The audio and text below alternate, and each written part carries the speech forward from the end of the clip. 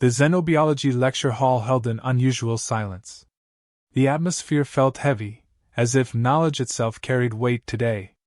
In tiered seats arranged in a half-circle, dozens of beings from across the galaxy watched intently as the instructor, a Threxian elder with fractal eyes, prepared his console. The chamber was designed for comfort despite the varied physiologies present. Gravity-adjusted per section, environmental fields calibrated for each species' native conditions. Yet none of those accommodations erased the tension as the day's topic was revealed. This was no ordinary seminar. The instructor announced a live demonstration, a specimen from one of the galaxy's most dangerous ecosystems. There was a collective intake of breath as the hollow display flickered, revealing the silhouette of something large, something predatory. Across the tiers, alien students exchanged glances, their bodies revealing subtle signs of anxiety, feathers ruffling, protective membranes reflexively tightening, bioluminescent patterns flickering through shades associated with caution or dread. Only the humans remained still. There were not many of them, just 3, and they were seated unobtrusively at the back of their assigned section, their expressions unreadable. Despite their diminutive size compared to the reptilian sangri or the towering quadrupedal brath, they projected a strange calm that unsettled even those not ordinarily attuned to human behavior. This species had always carried an odd reputation. The term, Deathworlder, clung to them like an epithet, whispered with a mix of awe and suspicion. Few here had seen firsthand why Earth merited such a label. Today promised a glimpse into that mystery. The instructor spoke with deliberate gravity. The creature to be introduced was an apex predator from Chlor Prime, a planet with gravity nearly twice that of standard galactic norm, a corrosive atmosphere, and biospheres that defied most xenobiologists' models. Even by Deathworld standards, Chlor Prime ranked near the top of the Galactic Hazard Index. The predator's dossier included its hunting strategies, ambush predation, sensory adaptation far beyond most known fauna, and remarkable learning capabilities. It had survived every attempt to domesticate, or even study it safely in the field. This was the species they would observe today. The students murmured, some craning to glimpse the enclosure that sat behind a shimmering containment field at the front of the hall. The air near the field seemed thicker, humming with suppressed energy. Every species present understood this was not simply a lesson but an encounter with something lethal. The predator paced within the enclosure, its limbs coiled with explosive power, eyes scanning with an intelligence that was almost calculating. Even through the containment barrier, its presence was tangible, a pressure in the chest, an instinctual alarm screaming at the back of the mind. The instructor paused, scanning his audience, aware of their unease but permitting it.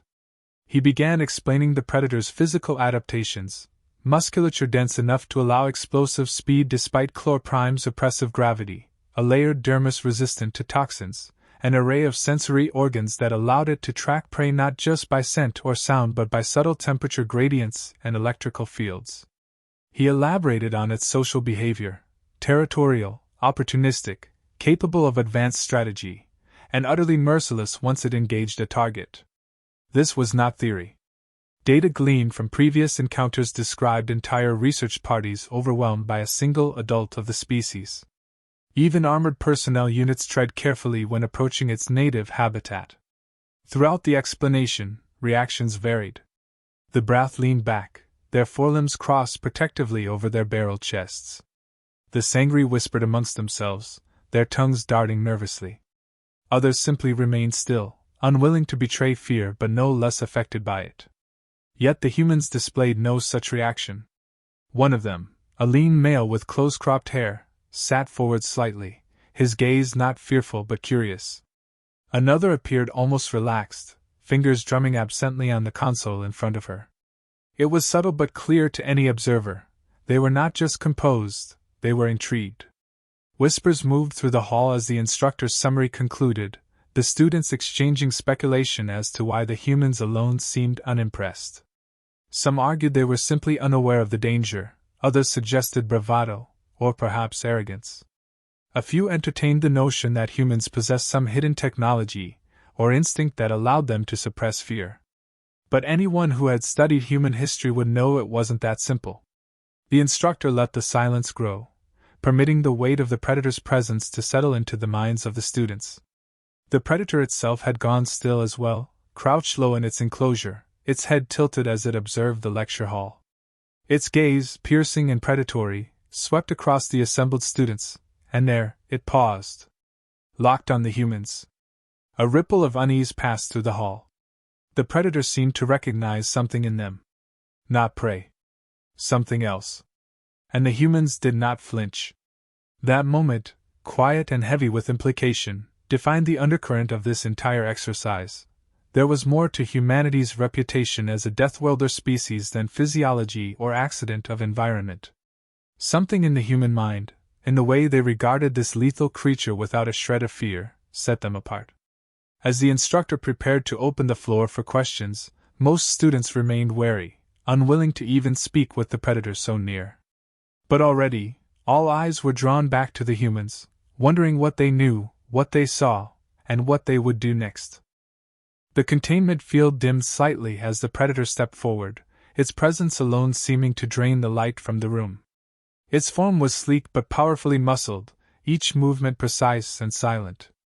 The skin, dark and scaled, glistened under the chamber lights, revealing a pattern that shimmered faintly with biochromatic warning signals. Its long limbs ended in digits tipped with retractable claws, and the powerful tail coiled and uncoiled behind it, perfectly balanced, ready to strike. A dense tension filled the lecture hall as the instructor began reciting its profile. This was no mindless beast. The predator's neural complexity rivaled that of many sentient species, designed not merely for brute violence but calculated pursuit. Its hunting strategies had been recorded: ambush from below and above, coordinated attacks on entire groups of prey, the use of patience as a weapon, waiting days to ensure a kill. On Chlor Prime, every native life form adapted to lethal conditions. This predator did more than adapt, it mastered its environment. The instructor's voice detailed its senses. Low-frequency vibrations from meters away detected with specialized organs in its limbs, olfactory receptors capable of identifying prey by individual chemical signatures, eyesight sharp enough to track micro-movements even in total darkness. Its musculature could generate explosive bursts of speed even under the gravity that crushed unarmored visitors. Its cognitive capacity enabled it to recognize behavioral patterns and exploit them. It did not simply chase, it anticipated. Its reputation preceded it. Teams of trained security specialists, equipped with the most advanced armor and weaponry available to the Galactic Federation, had been overwhelmed on Chlor Prime, not by packs of predators but by solitary specimens working alone. One creature, operating with stealth and tactical aggression, was sufficient to halt entire expeditions. No member of this audience had encountered one before. Until now. Throughout this explanation, alien students struggled to maintain composure. Small adjustments betrayed their instincts: furtive glances toward the exits, protective postures, glimmers of defensive bioluminescence, or involuntary plumage shifts. Predators existed across many worlds, but this was an apex among apex predators, a natural perfection of form and function that made even non-prey species wary. The predator's movements never faltered as the instructor spoke. It paced within the enclosure, testing boundaries without touching them, its sharp gaze sweeping the crowd. Where most creatures might react with confusion or fear to so many alien scents and shapes, this one seemed almost bored, until it paused again. Its attention settled unmistakably on the human contingent. Its gaze locked, and something subtle shifted. A flick of its tail, a narrowing of its pupils, a slight tilt of the head, it was studying them specifically. Its predatory mind recognized patterns, and what it observed in the humans did not match the others. No defensive behavior, no fear scent, no physical indicators of alarm. Where other species recoiled or postured, the humans simply observed back, as if analyzing it in return. One even allowed a faint smile. The instructor continued, noting that this predator could read prey before striking, exploiting the microsignals of fear and hesitation that preceded flight or aggression. It was a master at identifying vulnerability. The implications of that observation swept the hall like a cold wind. The predator saw something in the humans it didn't see in the others, a total absence of those signals. Among the students, quiet speculation began. Why did the predator stare so long at them? Theories varied. Perhaps humans produced a masking pheromone. Perhaps they simply didn't comprehend the danger. But deep down, the students sensed that neither was true. The humans knew exactly what they were facing. That knowledge should have triggered visible distress, yet they displayed none. Their calm was not ignorance, it was awareness. The predator shifted its weight again, its attention fixed as if deciding whether these figures before it were truly prey. That hesitation was telling. The predator's instincts, honed over millennia of evolution, detected that humans were different, not by physiology but by bearing. A kind of parity existed that it could neither dismiss nor fully accept. The instructor's commentary turned clinical again, detailing the creature's physiology and chemical composition, the adaptations in its circulatory system that allowed it to operate at peak performance despite wounds that would incapacitate lesser predators. Its bone structure could withstand forces many times stronger than most species could generate, its regenerative capacity allowing it to recover from trauma rapidly. Every detail painted a picture of biological dominance. Yet none of these terrifying attributes seemed to register with the human observers as threats. That contrast was impossible for the other students to ignore. The human stillness was not bravado, nor was it foolishness. It was as though they saw the predator for what it was, but more importantly, for what it wasn't. And in that silence, it became clear that while this predator was a product of an extraordinarily hostile world, humans came from a place that produced creatures who could not only face such monsters, but do so without flinching. The tension crystallized as the instructor finished, awaiting questions, but none of the alien students spoke. All their attention remained riveted on the predator, and the humans locked in a quiet exchange of understanding that defied explanation. Something fundamental had just shifted, and the entire room could feel it.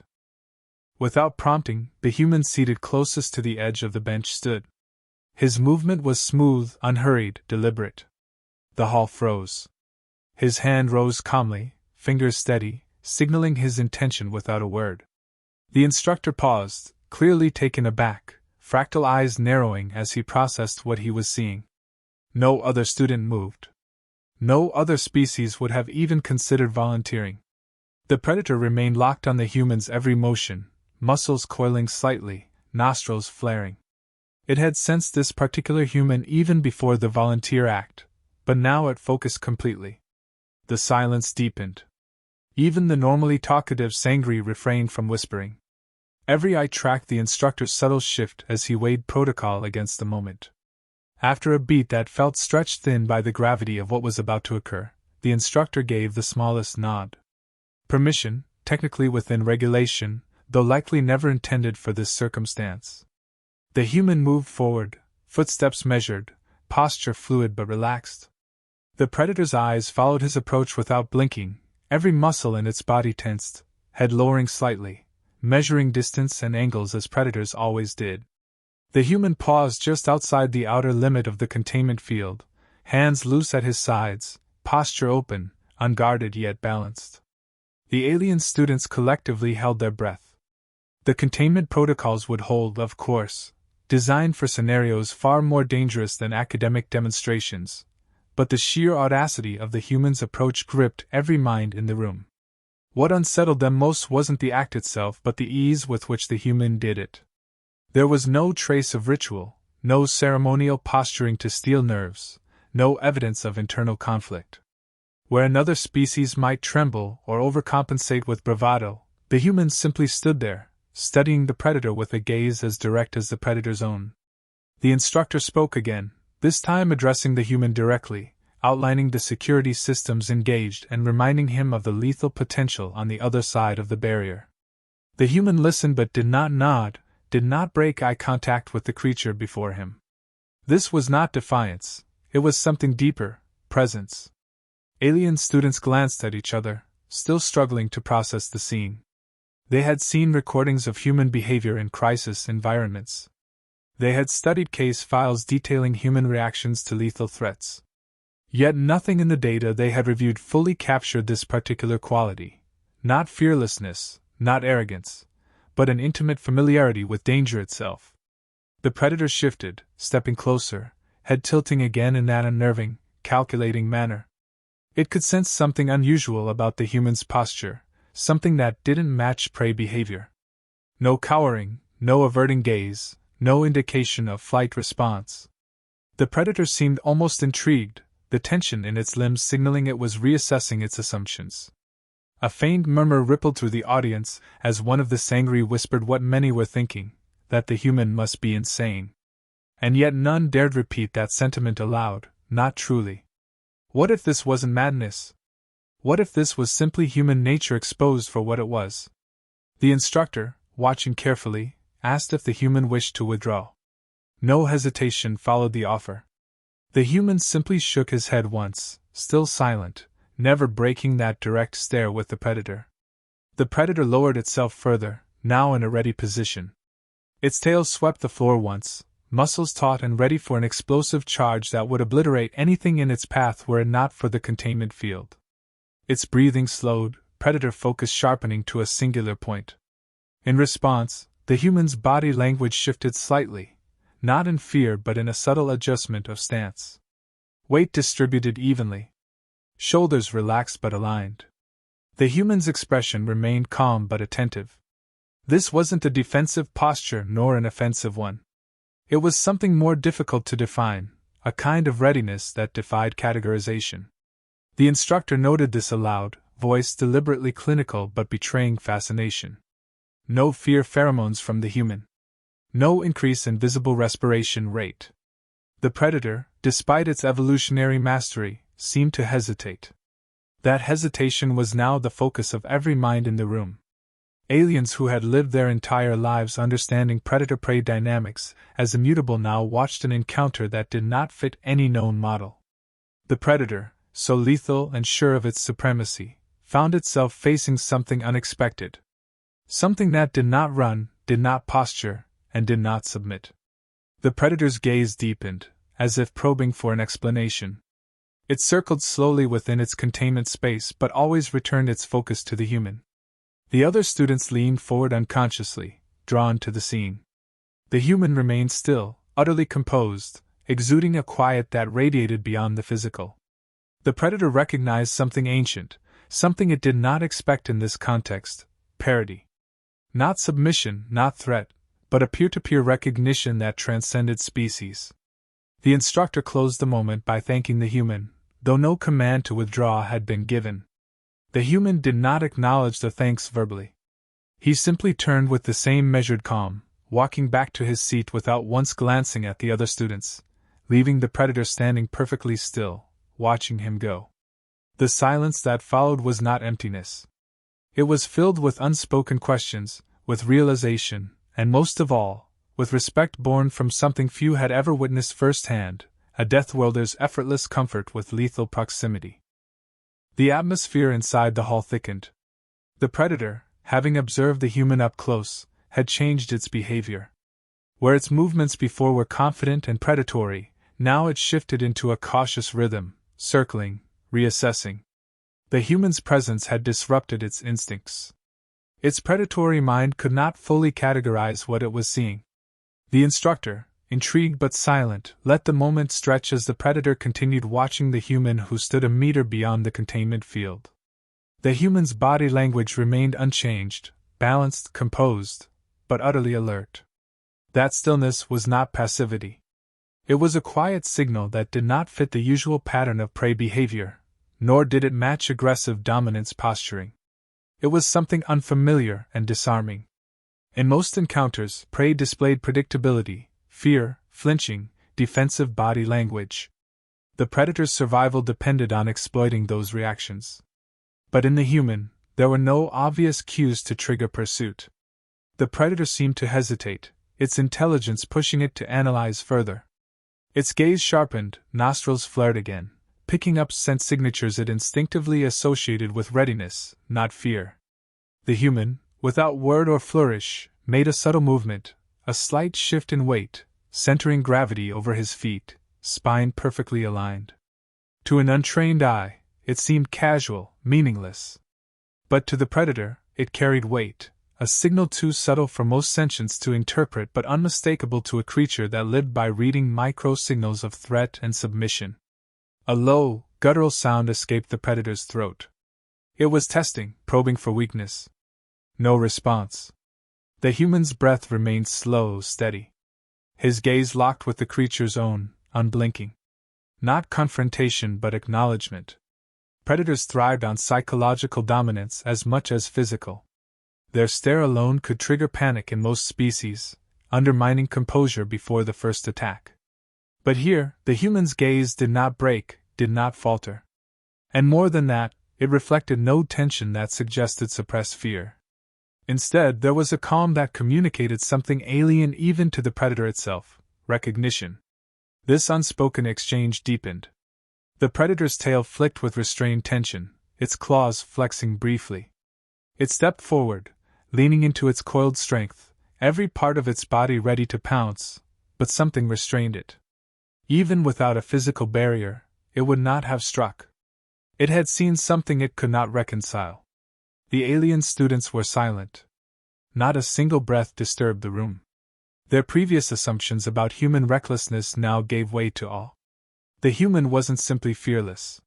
He understood this creature on a level that eluded them all. The predator, despite its reputation and lethal form, was used to commanding the space around it through pure presence. But this time, it found itself subject to another presence, one not derived from power or posturing but from a complete absence of fear and hesitation. Then the human did something even more unsettling. He inhaled, slow and deep, and deliberately lowered his posture slightly, bending his knees, subtly aligning his body along an axis predators recognized instinctively. It was not mimicry, it was familiarity. A posture of readiness, but not prey readiness. A stance that spoke the language of predators. This was not learned through observation alone. This was evolutionary memory, muscle memory refined through millennia of life on a planet where survival depended on being both hunter and hunted. A predator of predators. The predator froze. The tension in its limbs held, but its predatory drive wavered. Its instincts, so finely tuned, read the human not as prey but as a rival. There was no category in its mind for this situation. No script. For a heartbeat that stretched impossibly long, they regarded each other as equals. Then something even more telling occurred. The predator broke gaze first. It turned its head slightly, eyes narrowing. Not submission, but acknowledgement of parity. An unspoken truce established in that moment. The predator stepped back, tail lowering, stance easing without relaxing fully. The human did not smile, did not move in triumph. He maintained his posture, breathing still measured, gaze still calm. The instructor observed quietly, aware that what had just unfolded defied conventional explanation. It had not been a contest of strength or intimidation. The human had not needed to dominate. He simply stood as one who belonged in the presence of predators. This moment rewrote the assumptions the alien students had carried about humans. The absence of visible defense mechanisms, the lack of physical intimidation, the small size compared to other sentient species, none of it mattered. What defined the human now, unmistakably, was psychological parity with apex predators. And the predator had recognized it first. The instructor finally spoke, his voice measured but laced with respect. The demonstration was complete, but the lesson transcended biology. This wasn't about comparative anatomy or sensory capabilities. It was about something more fundamental: mindset. The predator, now settled at the far end of the enclosure, kept its gaze on the human, its posture reflecting careful wariness. It knew now what the others were just beginning to understand: humans did not act like prey because they were not prey. They came from a world where predators did not always rule, where survival meant becoming something more. Not stronger, not faster, more adaptable, more aware. The human stepped back without hurry, his presence still commanding the space even as he withdrew. The hall remained silent as he resumed his seat, but the silence had changed in quality. Every species present now saw him, and by extension, his kind, with a new understanding. They would never look at humans the same way again. The hall remained heavy with silence long after the humans sat back down. Eyes lingered on him, but he paid no mind. Where others might have craved recognition or sought to explain their actions, he simply resumed his place, as if nothing unusual had occurred. Yet for every alien present, something irreversible had shifted. The predator, now positioned at the rear of its enclosure, maintained its attention on the human alone. It had identified a boundary it would not cross. The instructor slowly gathered his thoughts, voice measured as he addressed the room. He explained that what they had witnessed was not a fluke of individual personality, but a reflection of something much larger, something fundamental to the human species. They were classified as Deathworlders not by accident or exaggeration, but by undeniable evolutionary truth. Their world had shaped them into survivors beyond most galactic understanding. On Earth, danger was not a rare event. It was daily reality. The human nervous system, he explained, had evolved not just to detect threat but to operate within its presence, to control response when others would be overwhelmed by instinct. Where most prey fled, where most predators relied on brute force or sensory advantage, humans brought something rare to the equation: adaptability, pattern recognition, and control under pressure. They were not the strongest, nor the fastest, nor the largest, yet they endured where others fell, not despite their vulnerability, but because they had transformed it into a strength. Across the room, alien students absorbed this in uneasy silence. Some watched the human with new respect, others with thinly veiled apprehension. The Sangri, known for their proud hunting traditions, exchanged quiet glances, reassessing what it meant to stand among humans. The Brath, with their armored bulk and reputation for battlefield dominance, sat unusually still, contemplative. Even species who prided themselves on intellect rather than physicality now recognized something that had been absent from all their theories and models. The instructor continued, noting that human history was filled with confrontations against the impossible. Survival on a world riddled with environmental extremes, apex predators, and unpredictable disasters had forged in humanity a set of capabilities few species understood. It was not just about resistance to threat, but about something deeper, an intimate familiarity with it. Humans faced what should terrify them and moved forward anyway, not because they lacked fear, but because they had long ago learned to carry it. The predator's behavior had confirmed it. The creature, capable of tearing armored sentience apart, had seen no weakness to exploit. Its hesitation was not confusion alone but recognition. It had encountered something rare, another being who lived with the same hardwired understanding of survival, one who spoke the same unspoken language of life and death. The alien students would carry this realization back to their worlds, to their own peoples, perhaps trying to explain what they had seen, perhaps failing to find the words. Because no report or academic summary could fully convey the quiet power of that moment when predator and human had regarded each other, and, without a single sound, reached an understanding written into the oldest laws of life. As the session neared its end, the instructor offered no summary statement, no grand conclusion. There was no need. Every observer knew what they had witnessed. This had been more than a lesson in biology. It had been a lesson in presence, in psychology, in the nature of resilience. The human rose quietly when the dismissal signal came, gathering his belongings without hurry. His peers remained composed, their expressions unchanged. For them, this was familiar ground, another day in a life marked by encounters others could scarcely imagine. No triumph, no need to proclaim victory. Survival, after all, was not an act of showmanship. It was who they were. As the predator watched the humans exit, its body remained coiled, not in aggression but in wary acceptance. A line had been drawn, not by force but by the weight of something more primal, something it understood innately. It had seen its own reflection, not in shape, but in spirit. Outside the hall, conversations would erupt, theories would circulate, debates would ignite. But inside, in the final moments, there was only a quiet, unshakable truth settling over every mind. Humanity did not rise in the galactic ranks through power alone. They brought with them the weight of an ancient, relentless world, a place that honed them into beings no predator could ever truly corner. That was why they were called Deathworlders. And that was why, long after today, no one in that room would forget.